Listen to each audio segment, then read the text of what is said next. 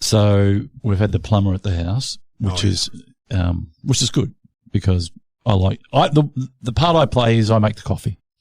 Right, we've talked about this before, and you actually got a coffee machine. Coffee specifically for when tradesmen come. Is it a Nestle pod one, or is it like a little? Yeah. But I didn't have the big biscuits. I had those little. You can buy little tiny biscuits now, which are really quite nice. Yeah. Tiny Teddies. Yeah, like Tiny Teddies, but they're a different brand. Yeah. I just felt a bit bad bring the small ones out because I didn't have any big ones. Anyway, it didn't matter. So you can have a few of them.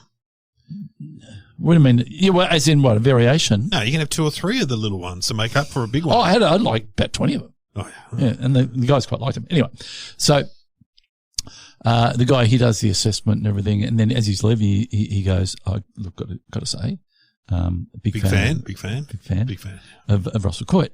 And then he told a story, which was quite lovely. He said, "I hadn't spoken to my dad for 30 years." Whoa. And we reconnected through Russell Coit. Wow. He goes, I'd never seen my dad laugh before, and then we used to laugh together watching Russell Coit. And I said, that's really cool. That's great. And I said, well, look, he said his dad had since passed away. Yeah. But I said, hey, we should do a photograph together. I've got the costume inside, and I can just check it on. We can do a photograph. Because, you know, and he goes, oh, that'd be great, actually. So, gee, you're a good guy. Yeah, well, you know. Well, you're bored too. Yeah. We're in COVID. We're in the second wave now in Victoria. And don't worry about that. Has golf been banned yet? No. Okay, you make me sound elitist. No, I don't know. What, golf's not elite, is it? It is a bit, isn't it? A little bit. A little bit.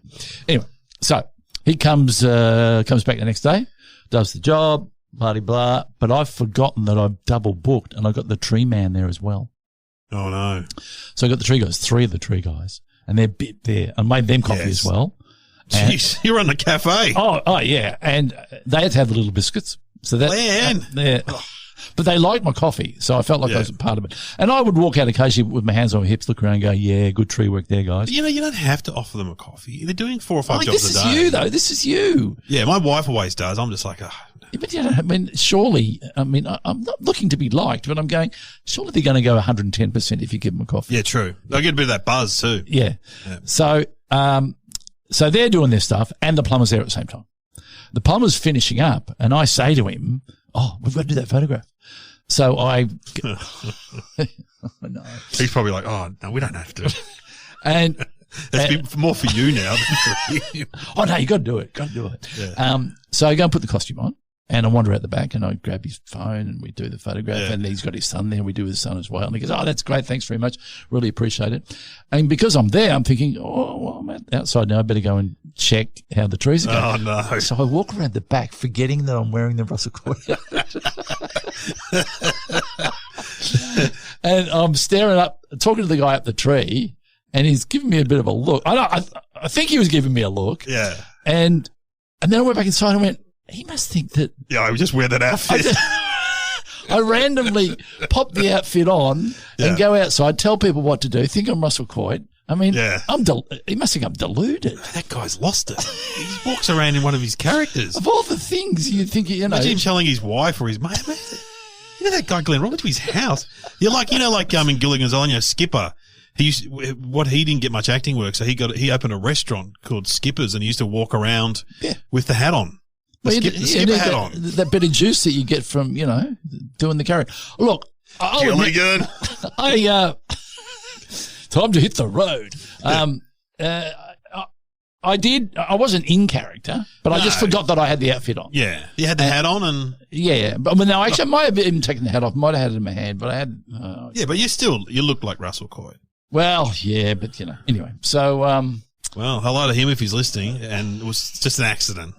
So they've got the little biscuits, they've got the coffees, they've got the Russell Coit. They've got everything. It's a pretty good outing, really. It's a pretty good, you know, they pop around Glenn Robbins' house. Good story. Good story. So, you know. Good stuff. Well, here comes the music.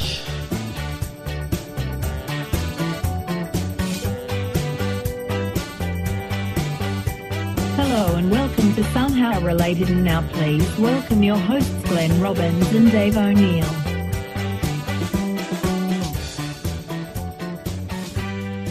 Oh, yes. And welcome to the podcast. How's it work again? I've forgotten. It's somehow related. I think you came up with that name. Oh, you get 2 topics. 2 topics. You get 2 topics in the pack that comes in. It comes in a pack, a vacuum sealed pack that you tear open, and the 2 topics come out. Yep. And you have to relate them because they are related, but they don't seem like they're related. And we get told the answer at the end by Sam. Sam. And we've got to say that we're now on the iHeartRadio app too. So hello to anyone that's found us via the iHeartRadio app. Well, interesting you should say that because we had Alex Burt on the other day, who was a your son-in-law, the chef, and he sent the podcast to his family in Washington. Wow. So we may have some new listeners in Washington. As you know, there's a hotspot in the world. There's there, and they're all doing okay. But anyway, so any new listeners, iHeartRadio. Yeah.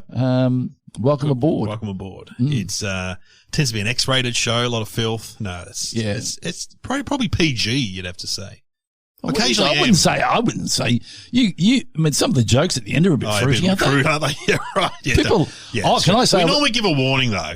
I was walking down. I went to the skin doctor the other day to have a couple of things burnt off. I know you love a medical professional. Yeah, and I stepped out the door, and a guy was riding past on his bike, and he came to a stop. Yeah.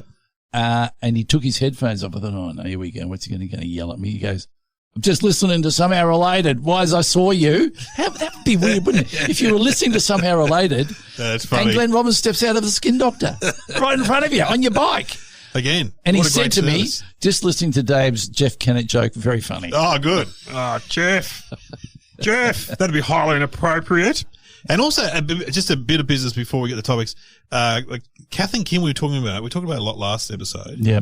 We've been watching it a lot, my daughter and I, and loving it. And we talked about how could Kath afford her house. Yes. And someone on the Facebook group, we've got a Facebook group if you want to join it, has said that he's watched every episode. And Kath actually says at one point, the dodgy ex-husband, which is played by Mick Malloy, I can't remember the name of the husband, but he gave Kath the house because he was hiding funds or something. So this actually explained in an episode why she got the house. Oh, okay. Because he's using it as a tax write-off. Right. So thanks to that listener who sent that bit of information, because you didn't know that. Yeah, all right.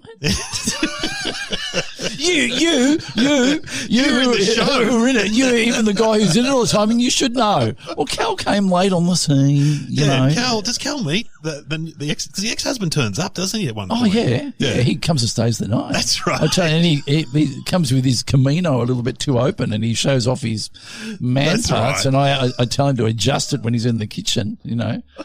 Just have a little gap there that needed to be attended to. I'm looking forward to that episode. I do remember it. Yeah, but it sounds to me like we're just watching it from the start.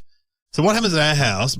My daughter's 14, and we tend to watch the footy because she's a Geelong supporter, but Geelong often lose. Yeah. And so she gets too upset, so we put on a bit of Kath and Kim. Oh, and so we watched episode. Maybe we're just in the first series still. But it'll start from the start and go all the way through. Yeah, I think there's been 4 episodes so far. But no, Selena said to me last night, "Is it on tonight?" And I went, "No." It's funny because we can watch it on Netflix anytime you like. I've been watching on Netflix. But it's on 9 now too. Channel 9. Oh, so you watch it on Netflix? So you just bang it on and away you go. Yeah. Anyway, enough about me. Yeah. Enough about my many characters that I played. Put it this way, the checks keep rolling in, which is good. Because when I appear on Spicks and Specs, you get no money for that. You get money initially, but you don't get. People always ask me. No, you didn't read the fine print, my friend. Fine print. It is a very common question. Do you get money from those? Because it's repeated so often. Do you get money from those appearances? Well, I can tell you the way they used to work, it was a threshold, and if you by the by, if you have a program and it's resold, if it doesn't go over the threshold, no one else gets paid except for the owner. But if it goes over the threshold, then you will get paid. What's the threshold? Threshold is like a fee that can allow you would lift your wife and carry you into the So in other words, you could sell it cheaply a lot. Oh, okay. And not have to pay anybody else. I don't know whether it's still like that, but of course it comes down to the contract that you're on. Yeah, right. With the so you got to get your people to speak to the Specs people and go, get your $9 that you're being owed for a repeat. Well, I still get money from Utopia, and I was in one episode. Yeah, because their contracts are probably more appropriate to. And it's a drama, not a variety show. It's a comedy drama, whatever it is. Yeah, it's a scripted show. That's what I'm trying to say. Yeah, scripted tends to be, yeah. I mean, Kath and Kim has been gone around a few times. Yeah, that's but I don't own it. I just, I'm a jobbing actor who just turns up and does his job and got paid union rates, and does his job and happy for the work. Yeah, happy to be supporting the system and all the people out there. All right, well, let's get our topics then. We get 2 topics. What are they, Sam? Doritos and Disneyland. Doritos. I know why you're going, Lou. Yeah, I've never. Okay, you've been to Disneyland. I was going to say I've never had Doritos. What? I don't. Hang on a second. So Doritos is just a type of corn chip. They're a type of corn chip. So if I'm at a place and there's some dip, you would have had a Dorito. Are they triangular? Yes. With a bit of a scoop in them? Yes. So they're not flat triangular? Sometimes, yeah. No, they've got a little bit of a scoop. And they're orange? Yes. So are they an item by themselves or are they required to be dipped? No, or either. So Doritos are just a brand of a corn chip. Doritos, I mean, it might be different in America, but here we have CC's, corn chips. Oh, yeah. And we have Doritos. They're the 2 big brands. And then we also have Aldi ones and home brand ones. But Doritos, if you go, I'm going to get some Doritos, you could come back with CC corn chips and everyone just goes, yeah, whatever. So they'd be happy. Yeah. But Doritos do tend to have very strong flavoured ones, like cheese flavoured with the original. I'll tell you what I don't like about the Dorito. The Doritos are there. Then there's some dip over there. Yeah. They snap. Oh, they do snap, you're right. And you get left with a bit of a Dorito in the dip. The Dorito in the dip. Yeah. You don't get the dip. Yeah. You're embarrassed. You can't put your fingers in the dip to get your Dorito out. They say you go again, and then you've got a little bit, you got less dip. You got to be very tentative with your dipping stroke. Otherwise it'll break off. It must be all the angles as well. I don't know how you hold it, how you scoop it. And I do think CC's are a bit stronger than the Doritos. I think Doritos are a bit thinner in my mind. I mean, my dad buys Doritos. He seems to buy Pringle chips, which I don't like, which we've talked about Pringles before. Okay, let me ask you this. When I have potato chips, my standard-ish method of eating would be 1 or 2 chips into the mouth hole. Yeah. Boom. What's your eating method of a Dorito? Ooh, are you going 1 Dorito at a time? Nah, 3 or 4, I reckon. You got to get a lot in there. But also, my mouth's getting a bit funny now just thinking about it because it gets very dry in your mouth. They're really super chemical flavoured up Doritos. They are good though. They do pack a punch when you have, compared to a normal chip, a corn chip just seems to have more power in the flavour. I don't know. The corn chip has more power than a normal chip, I reckon. Maybe it's because it's made out of corn. Well, they're a brighter orange. Yes, they are. So, but Doritos, I mean, I remember, they weren't around when we grew up, were they? You could not get you had Sandboy chips, yes, Golden chips, yep, Twisties. Yes. Only 2 flavours. Cheezels, Cheetos. Cheezels were a bit of a, they came in a bit later. A little bit later, yes. Yeah. But I reckon corn chips, I can actually pinpoint around the time I was working, I reckon it was mid-80s, because I was working at Swinburne Uni, because my dad was a TAFE teacher there, and he got us all jobs.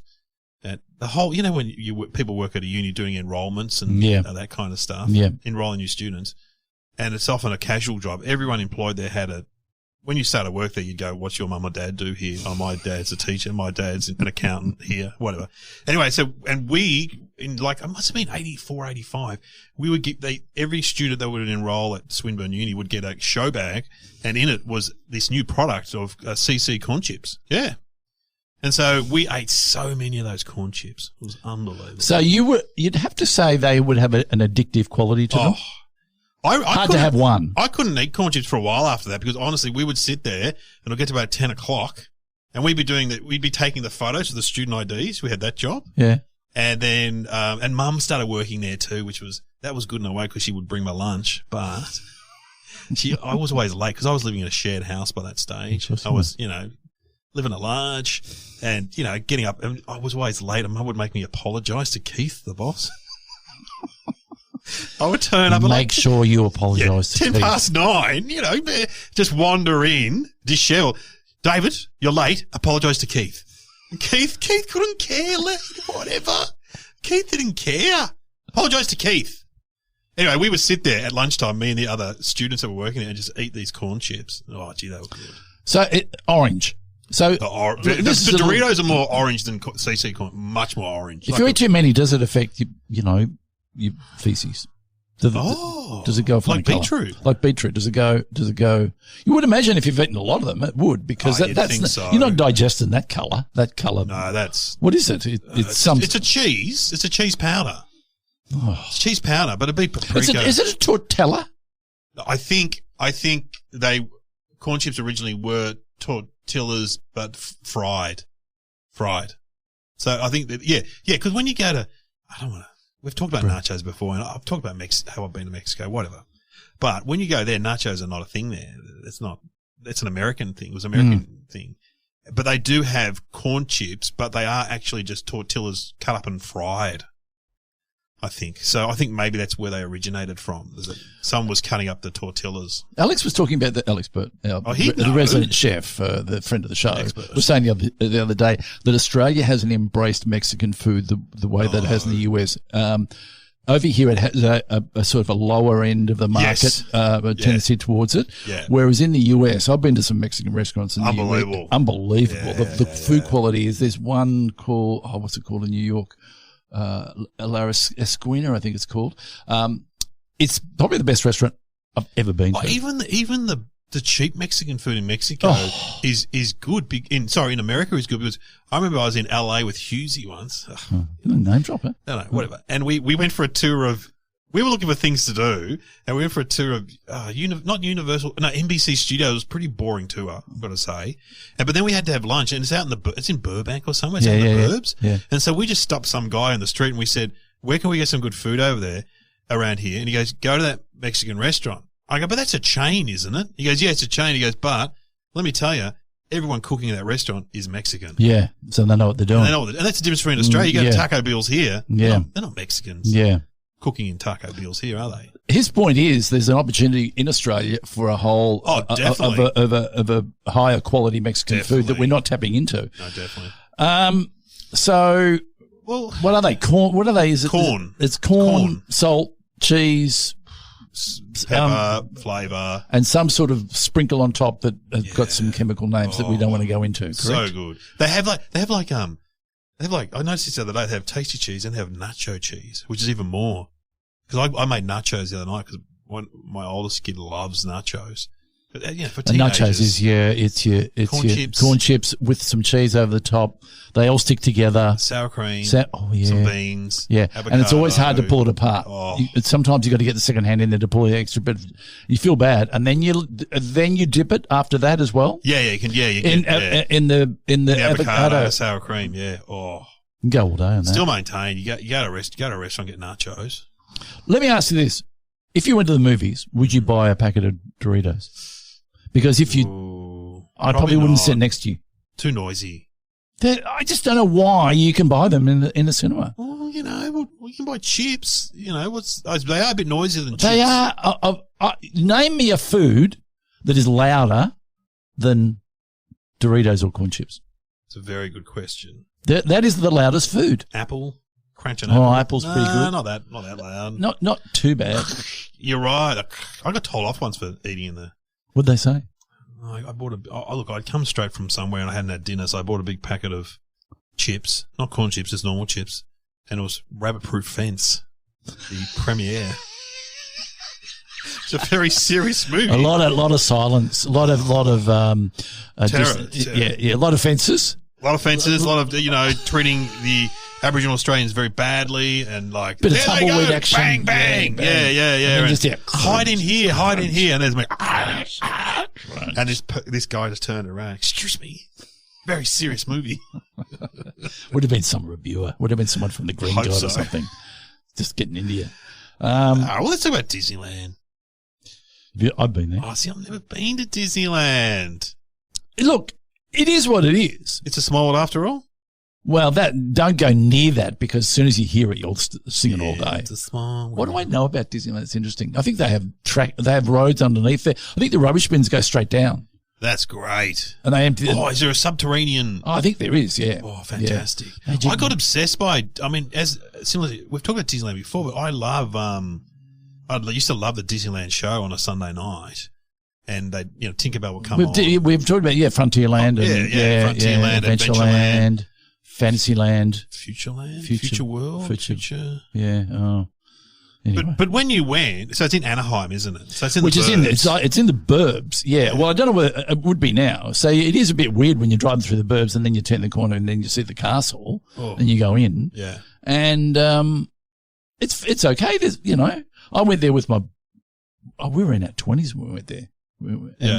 So there's a lot of stuff for the kids. Yeah, like the teacups and stuff. Yeah. And it's a bit hard to fit into the teacup. Yeah. It's for 25. It's not for adults. It's not for adults, Glenn. Who did you see? Who did you see walking around? Who did you get your photo with? The big ones? They always have the big parade and you see Mickey and Goofy. Yeah, but there's also random ones that's walking around, aren't there? That you can get your photo with. Yeah, there's a bit of that. Because the thing about Disney is that they own the Muppets now. So the Muppets will be walking around, and they've bought Star Wars. They'll be walking around Disneyland. Yeah, and they bought Star Wars. Crossover, surely. Huh? That's a bit of a crossover because they're not Disney characters. Yeah, but they are now. Just because they own them, they go and whack them out there. Oh, Kermit, get out there and earn some money for us. Yeah, now and in Disneyland they built a whole new Star Wars section, which hasn't been opened yet, I don't think, because of the virus. But the people have been taking photos with drones. It looks great.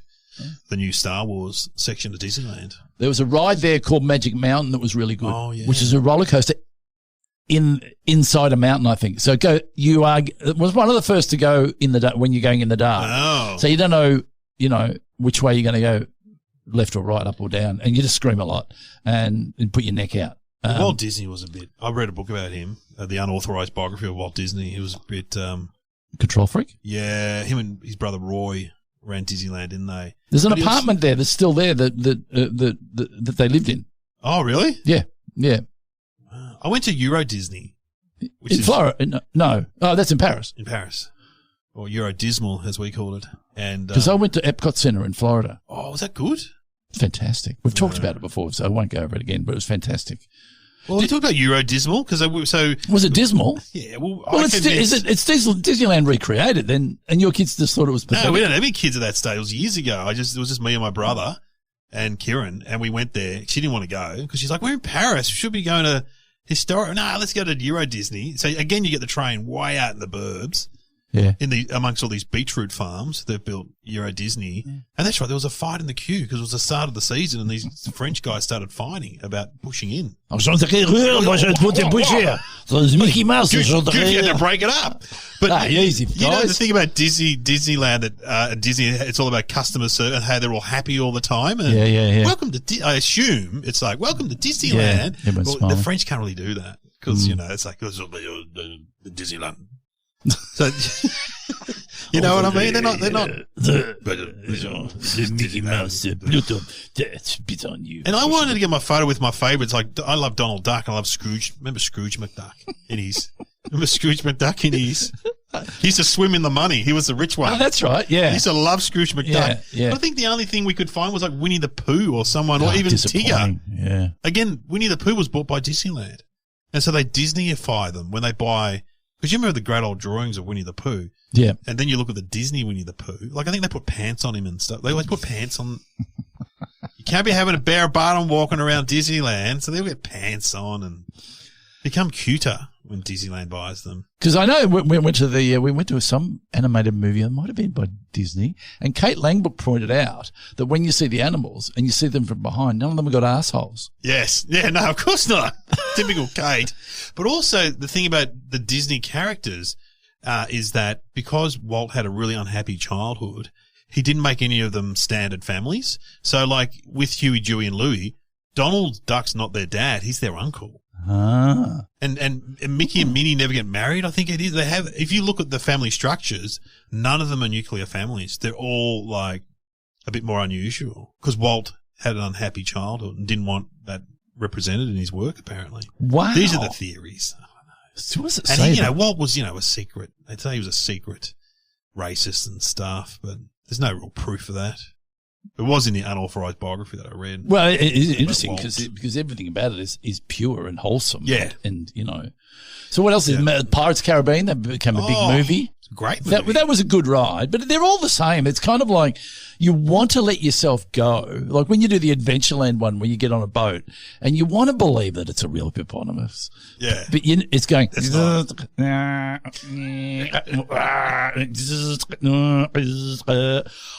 One of the best was, maybe this was at the Epcot Centre, is where you get to see Lincoln do a speech and it's a robot.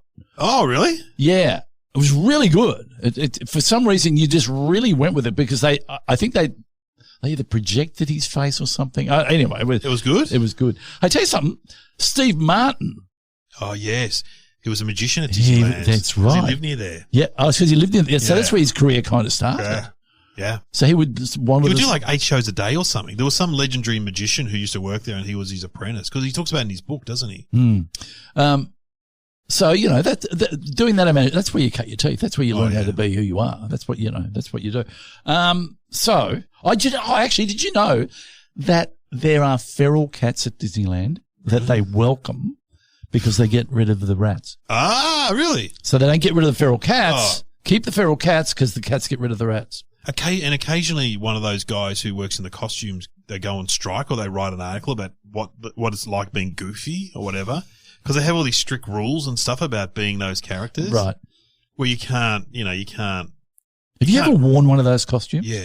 They are debilitating. I've been Fat Cat before. Who have I been? I've been. I was Fat Cat for a sketch on Full Frontal or something like that. Your body doesn't breathe. You can't breathe. Oh, we were filming at the jail, up the old Melbourne jail here in Melbourne, and I went out and took the head off, and I was just standing there, and a busload of kids drove past, and I was holding the head. Yeah. But seriously, it really is debilitating. Who have you been? I've been Fat Cat. Who have you been? I'm just trying you to been think. Humphrey? I'm trying to think. You been Mickey? I think I've been a gorilla at some stage. I think I was a gorilla in Fast Forward. Yeah. I had a date with Jane Turner. I think I was a gorilla. I can't remember. But I'm sure at some time in my career, I've done so much I can't remember. Yeah. They are hot in those costumes. Yeah, you can't. And some of the more modern ones have fans in them now, and they have freezer packs and stuff. Well, should we have some thinking music? Yes. What should we have? Disneyland. We've had the theme before. We've played the theme of Disneyland before. The Doritos ad. Yeah. Hey, you know what we could do? Hey, how about this, right? How about we recreate? You know what ASMR is? It's where they record something really, really up close. Oh, okay. On the microphone. Right. Yeah. Why don't we get someone eating Doritos chips up close? Yeah. And we'll play that. And let's pretend that you and I are in a cinema. Right. I don't know you. You're eating your chips. Yeah. And I'm watching a scene from Notting Hill or something. Right. And let's just have a little discussion about maybe you're eating the chips a little bit too loud. Okay. All right. Okay, we'll so should we already be in there or we step in and sit down? And let's already be in there. We're already in there. I'm opening the packet now. Danger. It seems like a perfect situation, apart from that foul temper of yours. But my relatively inexperienced heart, would I fear not recover? Are you? Once again, how many chips you got cast to aside go? as I would absolutely expect to be. It's a pretty big packet. Just do you too want many one? pictures I know, of you, too many. Fine. Just that it's fairly loud. You know, you'd go and I'd be. If you could crunch a little bit softer, because this is one of my favourite scenes. Oh, you've seen it before then, yeah? That really is real. You've seen Notting Hill before? This is my third time, okay? I live in Notting Hill. You live Well, you don't need to. Why have you got that raincoat on? Everyone in the world knows who you Don't worry about the raincoat. My mother has. If you can just get through the chips All right. as quick as... Look, there you go again. That is seriously... Hang on, can you hold this? That's my dip. Just... Is that another packet you got over there as well? I got 3 more packets. It's a long movie. Okay, mate. That's it. I'm leaving. See you. Don't forget. Watch it yourself by yourself. Oh, okay. I'm also just a girl. Standing in front of a boy. Asking him to love her. I stormed out. I stormed out. I complained. You complained. I complained to the management. But that was like that was just like what was that show that you've been on that's just being repeated? Thank God You're Here. It was just as... Oh, we improvised? Oh, the quality was up there. All right, well, let's have a crack. I know. I reckon I've got this one. Yeah. I'll go first. Go on. I reckon Doritos, you're not allowed to eat them on the rides. Oh.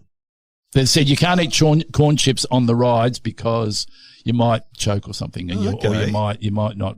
So you can't have any food, especially like that on. Like if you imagine it on a roller coaster, I don't know what the ruling is on food on roller coaster. I'm sure you can't. But I reckon they've gone. You can't have corn chips on at Disneyland. Okay. I'm going to say that Doritos were first sold at Disneyland because it's proximity to Mexico. What do you mean first sold? It was a product and they brought it there. Maybe it was a Disney product. Meaning that. So someone's turned up and said, I got these things called Doritos. And they go, yeah, we'll bring them on board. Well, maybe Walt just, maybe later in life he just got sick of creating lovable characters and started moving into the food business. And went, I might work on some. I created some Donald and Mickey and Goofy and Scrooge McDuck, my favorite. Let's work on some food. So he created the Dorito. I don't know. Or maybe he just ripped it off from one of his Mexican workers.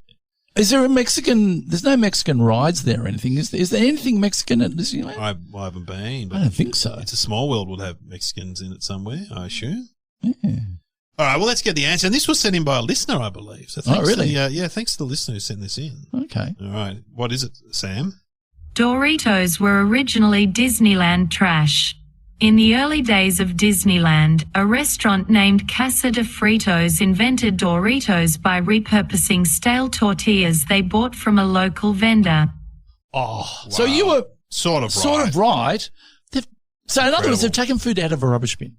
Maybe not that lot, but next time you're going to throw some out, cut them up, fry them, and put some cheese, and they became a big hit.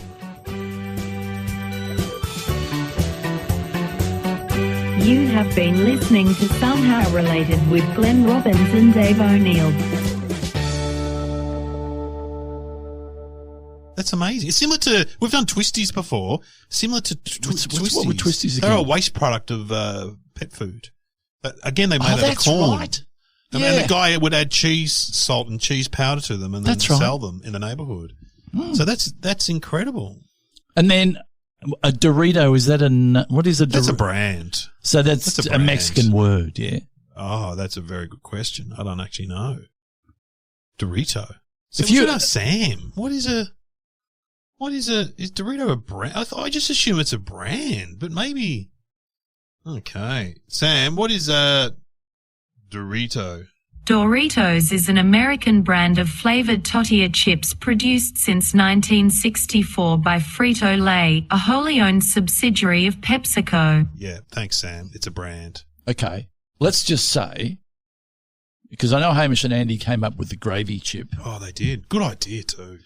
If you're going to, and it's not a bad idea, if there was a manufacturer. I've got a flavour. Have you got a name? You know what I really like the taste of? Fried cheese. So Oh, that's brilliant. When you fry. There's a name for that. Is there a name for that? Isn't it a Greek dish? Oh, like spanakopita. No, sorry. Saganaki. Yeah. Spanakopita. Saganaki. Yeah, but you know when you toast a toasted sandwich in the fry pan and some of the cheese goes into the fry pan and that slightly burnt flavour, I reckon fried cheese, corn chips would go off because they've got nacho cheese, they've got tasty cheese. So you're saying you'd get a cheese because I reckon you're onto something with the bits. Maybe it's the bits of cheese. Oh, the bits of fried cheese. And it's a whole packet of bits of fried cheese. Nailed it. And this is up there with flat balls. This is brilliant. So how big would they be? Well, they're only little. They look like a bigger teardrop kind of. So they're big, about as big as. Oh no, like a worm almost. Yeah, half a worm. So you could pick up a handful, like a French fry. You know the French fries that you get in the packet. And they would be dried, or would they still be soft? No, they actually dry up. They dry up. So that means they would be so. And no flavouring necessary because they're flavoursome enough. This is brilliant. Fried cheese. And it needs a name. Fried cheese chips. Fried cheese. I want Dave in there somewhere. Oh, Dave's fried cheese. Anielos. Hey. Packet of those Anielos. Get anything down the supermarket? Yeah, get some milk and bread. Oh, hey, get us a packet of O'Neillo's. What are they? Oh, they're new cheese things. They're killing it. In 50 years' time, someone doing this podcast, our kids will take over, and they'll be going, you know where O'Neillo's come from, don't you? And my kids will be living in a house paid by O'Neillo's. O'Neillo's. That's the house that O'Neillo's built.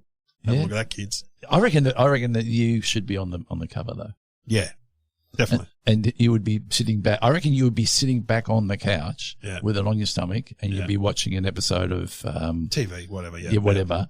And you would turn to the camera and go, O'Neillo's, get them into you or something. O'Neillo's, the real O's.